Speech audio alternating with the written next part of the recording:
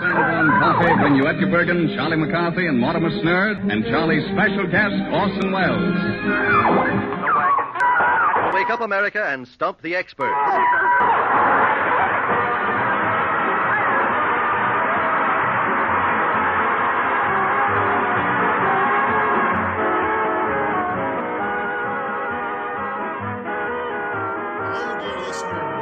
Episode 0, our show of shows, the podcast about old-time radio. I'm Dan Howland, and I'm joined by my pal Tom Higgins. Hi, Tom. Hi, Dan. How you doing? Well, hanging in there. All right. Well, we're going to do just a short episode today just to get things rolling. Every episode, we're going to choose an old-time radio series, and we're going to talk about its history, actors, and performers, the importance and the legacy, and we'll try to figure out how those shows work. And sorry, you go ahead. What is it you mean by old-time radio for those who are new to? Well, for me, it's any radio that was on the air before I was born, because I was born in the early 60s, which would make it roughly the time that old-time radio officially ended. And it does have an official end date. Yeah, you told me that. What is the official end date? You said it was September 30th, 1962, specifically after the last episode of Johnny Dollar. Yeah, which is a great radio show, which we will probably cover in a future episode. We will be covering the heck out of it. And in fact, we're probably going to have to cover the different actors who played it. It ran so long. Yeah, I'm going to have to dig back and listen to the other actors, because the one that's most famous is Bob Bailey, yep. who is a terrific Johnny Dollar. He does a great job, and that's the one that everybody adores. And I haven't really gone back and listened to those earlier ones. Some of the very early ones, very different show. Mm-hmm. By the time it gets to Bob Bailey, it's doing Mandel Kramer was okay. When you get to the later actors, it's hit or miss, but there's one of them, and I'm having a senior moment. I can't remember his name. Blanking on his name. Yeah, exactly. So just put the mic in front of me. It's all out. Right, okay. But yeah, he gets better because he's into the 60s at that point. So there's like a cultural shift as well. Mm-hmm. Well, the thing I liked about the 50s show with Bob Bailey was it had room to really expand, because since it was a 15-minute show every night of the week, that meant they had almost a full hour of actual storytelling time. And that only ran for about a year and a half. And was it really that short? Yeah, I guess maybe it was 2 years altogether. And he fought, Bob Bailey himself, the actor, really got involved in the character and took it over to a large extent. And they did a great work. I mean, it was great. It was these great serialized things every day. And they went back to once a week after a while. So, yeah. Well, it might have been hard to keep up that schedule, or to keep the writing up to a good caliber. Writing a half-hour episode is probably easier than trying to write 5 episodes a week. And just from our end, listening to it, 50, 60 years after its inception, if you because this is the thing now, we binge on stuff. We never did that before. Right. I mean, we do it. I mean, we did it, but pile of VHS tapes is hard to amass. But you can sit and listen to 8 hours of Johnny Dollar. And the thing about the 15-minute shows is they're well written, but every 15 minutes you have to hear da da da da. Woo, woo, woo. Yeah. And yes. that gets if you were adapting it to do it for a live performance or something today, you would just have to pull all somebody that actually went through all the 15-minute shows, and this is posted up on archive.org, which we'll talk about in a little bit. Yeah, we'll talk about someone actually pulled together the episodes and edited them so they sound like one long show. Oh, really? I don't know if I'd enjoy that or not. Well, lately I've been listening to them one day at a time when I do listen. Well, yes, you are. So yes, and we will talk about that a little bit later as well. We have a lot to talk about, don't we? Yeah, well, I guess this may run on a little bit. Anyway, well, I was going to ask you, because I don't think I've ever had you tell me this. I don't know how you first got into old-time radio, because I know about your history with it as far as being a collector, but I don't know the initial stuff. So I'm this kid, see, and I'm growing up in New York. and we'll explain that reference later. The problem with it is I grew up in New York City in the late 60s, early 70s, so I'm aging myself right there. And I heard some of it on the radio because CBS Mystery Theater was still going on.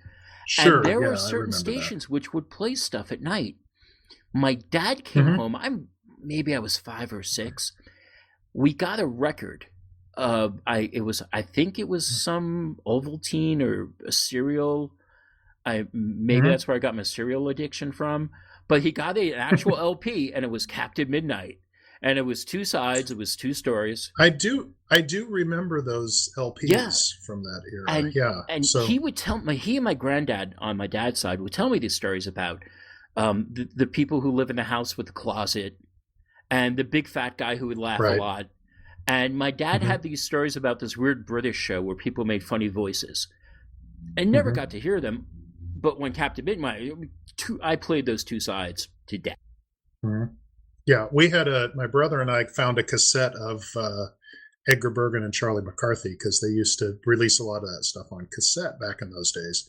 And so we had that one cassette, and we would just listen to that over and over because that was like pretty much it. Apart from my dad being a huge fan when he was a kid of the Lone Ranger, he was exactly the right demographic to listen to the Lone Ranger. Oh, the westerns, so, yeah. Yes, yeah. So, and the corny kids westerns was. My dad was all about X-1, Dimension X, a couple of them. He would try to recount them to me as stories, and he would find the short stories that they came out of, and he would try to read them like old time radio shows. And I didn't know what he was doing back then. I thought, wow, he's putting a lot into reading me this little short story and his voices, and I'm like, wow. Later on, I realized what he's doing. He's doing like a one-man radio show, and I'm like, okay, cool. Oh, well, but cassettes, good. Once I found cassettes, that was the cassettes were like you'd find these little boxed sets, these little nostalgia things that were full of, there would be like 5 cassettes with 10 episodes of something. I remember seeing a lot of mysteries and a lot of stuff like that, and finding them at thrift stores. And so that was every once in a while you find them. I would find them on mixtapes because we passed around a lot of mixtapes, and you just hear snippets of stuff, and you would try to find the person you got the tape from, and you'd be like, "Where did you get that from?" Right. I need the source material. I need more of that stuff. Yeah. And then after, going into the 80s and early 90s, people started talking about them on the or on the BBSs, and then on the internet. Right. And over time, 90s and the 2000s, that was the floodgates. Once everyone got online and say, you got that, I got this. Hey, let's pass them around in the new MP3 format. Well, were you still you were passing around in MP3s at that point. Before that, how did people collect them who were big collectors, on reel-to-reel or something? So there were several methods, and it all came down to how much of a purist you were. Were you Orthodox, Reformed Orthodox, Reformed Orthodox, or basically were you the druid who can just pray to a bush? A lot of people I knew had reel-to-reel tapes, because in New York I knew a lot of audio heads, and they had the reel-to-reels. Right. I knew a bunch of people with cassettes. I knew 2 people who actually had what I figure later on was AFSR, Armed Forces Radio Service discs, transcription discs. Big transcription discs. Big old shellac pieces. They're like 14 inches or something like that? They were bigger than the normal record size, yeah. They were bigger than an LP. Yeah. And they were thick. And did they play at a slower speed? I don't remember. I remember hearing a couple of them, because anytime I found anyone who had any knowledge of them, I would hound them, and then it would be like, he's not leaving. He's still here. There's a kid at the door. Yeah. You need to. And 3 weeks later, a little cassette would come out, and they'd go home. Yes, master. Yes, here's your mixtape. And I would get Shadow here, or just news broadcasts and stuff. Yeah, bits and pieces. Nothing like air check. A lot of air check, and a lot of just bizarre, even to this day, oddball shows, which I'm still finding a couple here and there that I'm just putting names to. But it wasn't until the 2000s that things really kicked off. Well, didn't you walk into a collector's convention and just well, go ahead. This was like your moment in the temple. Yeah, this was my moment in the temple, and the money changers were out, literally out there selling cassettes, and I have no ill will for anybody who does that. I love everyone. Everyone helped what came next happen. Right. But it was the time was changing, and I had met with a bunch of people online. We started passing around MP3s, and the old timers told us we're idiots because they're lousy and they're going to ruin everything and the sound quality is going to suck. And I'm like, I'm sorry. Is my digital going to ruin your static? Real sorry about that. Yeah, right. So, but over a very short time, only about a year or two of collecting with folks, we had amassed 30 or 40 CDs worth of MP3s, and that's a lot. So we're talking that is a lot, because I remember you gave me an MP3 disc. I don't remember when, early 2000s maybe, that had just a minute on it, which is the British panel show, and I had a dead-end job at the time, and I just listened to those discs like all day long. And it was hours and hours and hours. It was like, I don't know how many episodes were in each one, like 30 episodes or something on each one. I think each one had almost a complete collection, because those were low bit rate. So those you can stack. Yeah, I don't remember how many hours were on each disc, but I pretty much listened to the entire series in the couple of weeks I was at that temp assignment. And that was the beauty of MP3s, was that what used to take, shelves and shelves and shelves of very expensive tape that after 10, 15 years was falling apart anyway, and you had to re-encode and you had to do it. Preservation of these things. It was a really tough hobby to have. The cassette tapes are a little bit better, but then again, cassette tapes flake off and go bad. Yeah, they wear out. But an MP3, you make one crappy sounding MP3, it's going to sound crappy forever. So you get to keep that level of crappiness. Yeah, right. It is a little frustrating sometimes when I go on archive.org and the quality is down, or very often the speed of the thing is wrong. And if it's really bad, I would just put it in something like Audacity. And a lot of those are from the early 2000s, when people were just grabbing anything and everything they could. And we used Usenet for a while, and then a bunch of us formed what was called the OTR tree, where we were passing around through the mail on CDs. And then I went to this convention up in Seattle one year, and because I was part of this group passing around CDs, I was a bachelor back then. I was a bachelor, see? And we'd sit around in Portland, and I would just, in the background, just be cutting discs all the time. And I had maybe 200 or 300 discs, just, the Goon shows here, a complete Run of the Shadow there, I'm Sorry, I'll Read That Again, a British show over there, and just, for Mickey and Molly's and Gildersleeves and just tons of stuff. And they had a panel on the future of old-time radio shows. And it was going to be a panel about how do we preserve the discs and the tapes. And I walked in with 2 bags full of CDs of MP3s. And I said, and the room was packed. And I was like, okay, I'm going to make everyone double their collection right now. And I put all the CDs on the table. And I said, everyone come up and get one. And all of us, and everyone was just, free CDs. And I'm like, you now hold in your hand between 60 and 200 shows. So you have about 30 to 100 hours of audio on one disc. Right. If you took 2, shame on you. If you took 3, way to go. But but a lot of people just got it at that point. It was after that point everyone was like, "Oh, it's not going away." Yeah, and also you couldn't really continue to collect the way you used to. Well, you could, and you had to. The older some people had to, because to get the really good quality stuff, you needed good quality sourcing. And for a while, people were very protective. Like, you can't ever burn this to an MP3.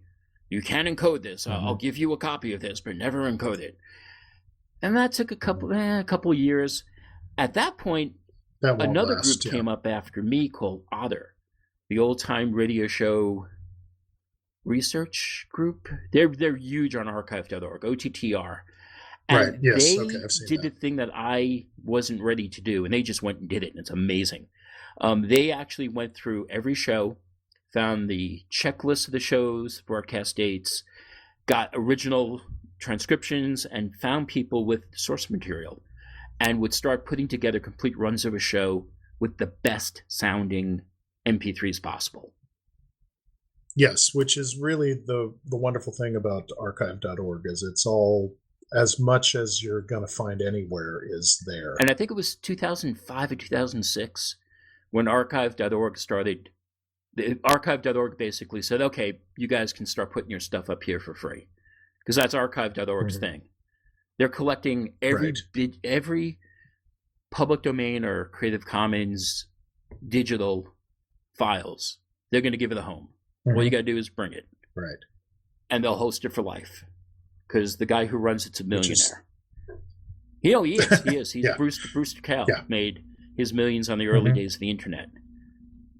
And I met him one time. He is the crazy guy who's like, you got, yeah, sure, bro, I'll get another couple terabytes of storage and put them on up, and and everything just started going up on archive.org. Yep. All right. Well, that covers about everything with your history. I'm sorry, with OTR, I think. I didn't that's put fine. my jaw hard, though. So there you go. I'm sure that'll happen at some point.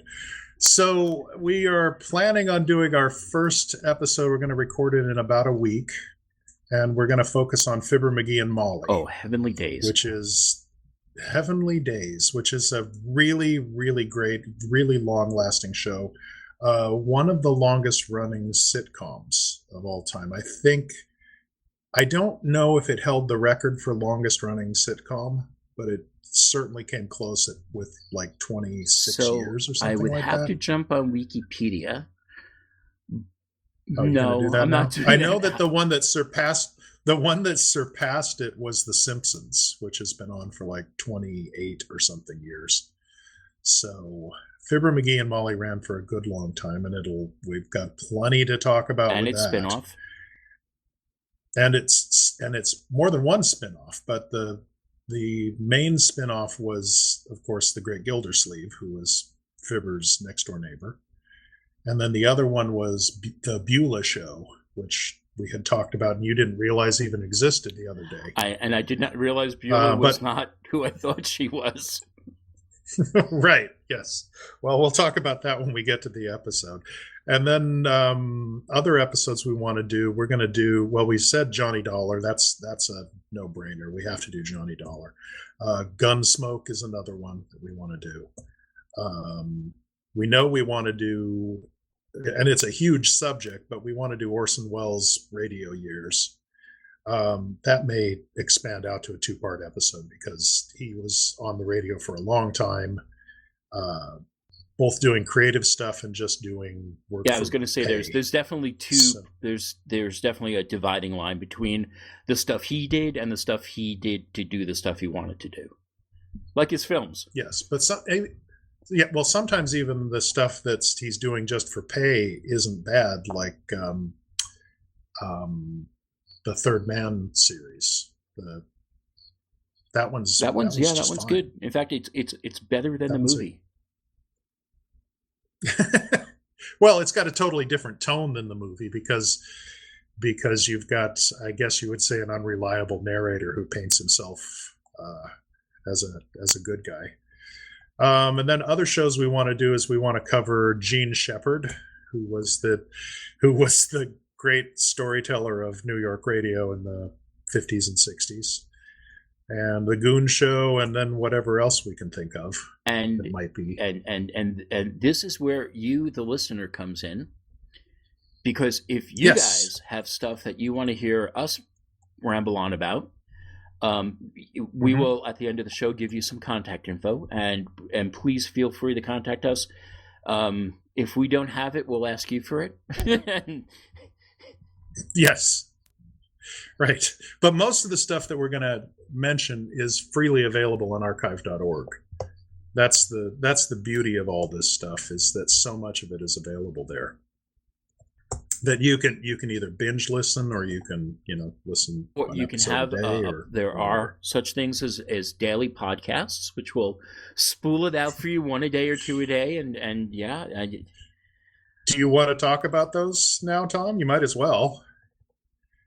Yeah, go ahead. Yeah, sure. Yeah, because you started some automated daily podcasts. How many podcasts are you doing right now, Tom? It's almost embarrassing at this point. I think it's 17 daily podcasts. And it's not as much of a task. In fact, it's a task to set them up. But then I have them scripted. In another life, I do computer stuff, and I have it scripted to kind of run itself. But I think you're to blame for the start of that.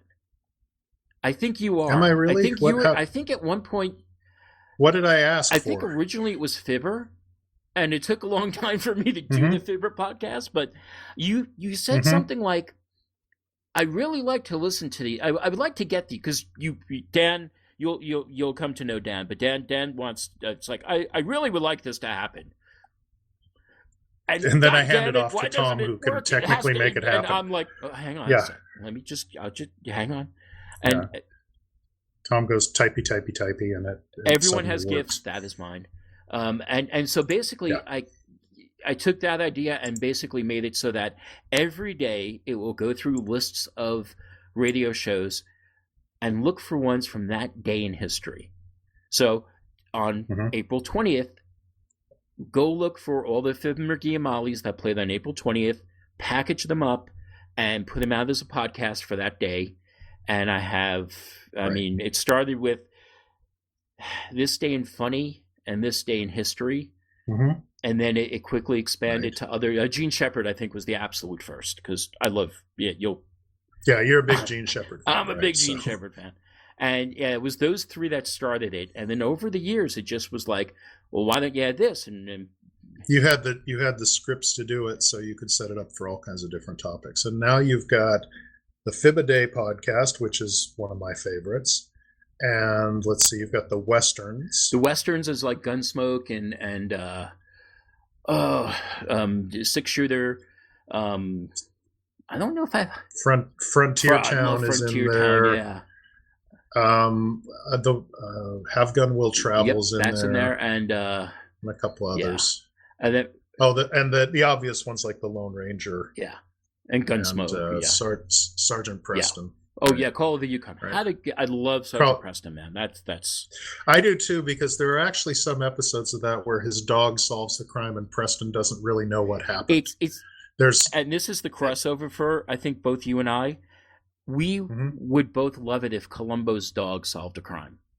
That would be the perfect. Well, that's episode.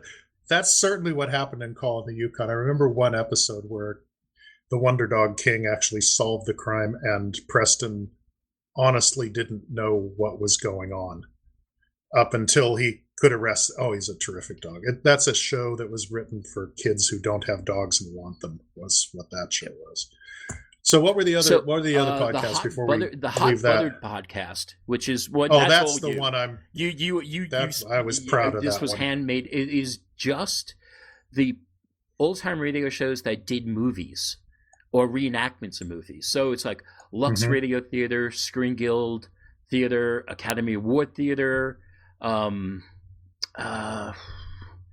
There's a couple others, Radio Playhouse. But Lux is the big one. Lux is the big one. And that one gets a lot of hits per day because some of those shows ran for decades. Those were. Then you got the Hard Boiled podcast, which is noir detective stuff. So Bold Adventure, Johnny Dollar, Box 13, Dangerous Assignment. Escape, I think.